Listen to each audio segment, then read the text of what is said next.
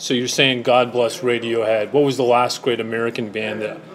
I think it's hard for a band to take a country by storm or a world by storm anymore just by the way music's distributed.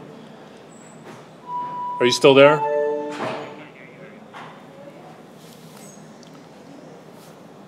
Wait a second. Let's see here. Can you hear me? Kind of in the like background. Yeah, absolutely. There you go. That's it. Now I can hear you. So I don't know what's the last great band that you know of?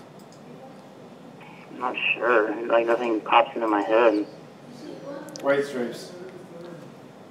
My coworker David is with us. He says White Stripes. White Stripes. Yeah, that was a two-piece band band with a guy and a sister, right? Uh-huh. Supposed sister. I'll tell you what. I was who's this guy who's stealing my interview time? Just kidding. I don't follow music anymore. I don't follow music. I follow comedy pretty closely, but I will say this. I went to, and I didn't know where I was going. Somebody convinced me to go to a MGMT concert, Management, I think they were known as, in a small venue in Denver. What's it called? I don't know, just a hole-in-the-wall type place.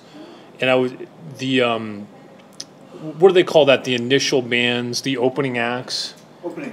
Yeah, they were just a bunch of hippies playing like hippie music, like Grateful Dead type stuff.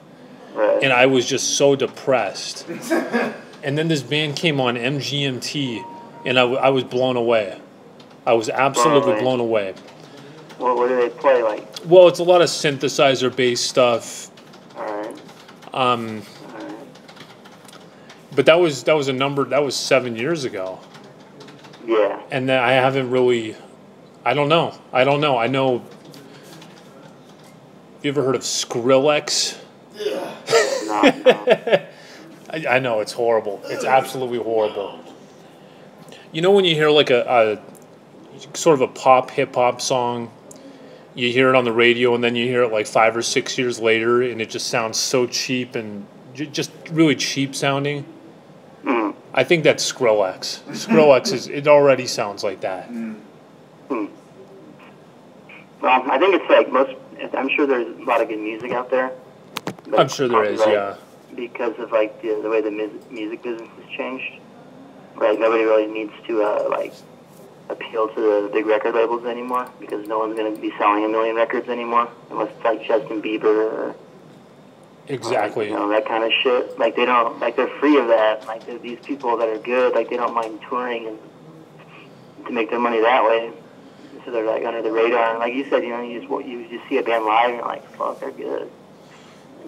But like there's nothing like coming out like record labels that I know of that's really like good that I've heard. I mean, I don't keep track of music either, so I don't know. I think that happens when you get older, and also like with me, I realize that like if it's a song I like, it almost puts me in a melancholy mood. Whereas if I'm listening to a comedian I really like, I'm in a cheering mood.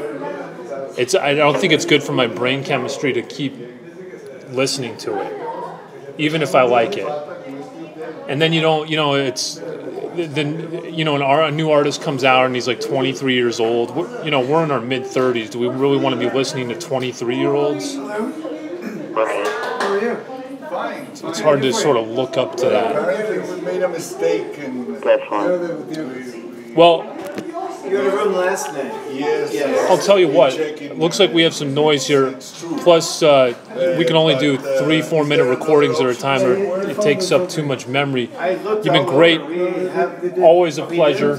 I wanted to talk to you about Hulk Hogan, maybe a different segment. Did you hear about Hulk at all? I looked around, was not able to find anything. He's alive, but he's fired from WWE, and he has been removed from the WWE Hall of Fame. Really? Have a good one. Right now. All right.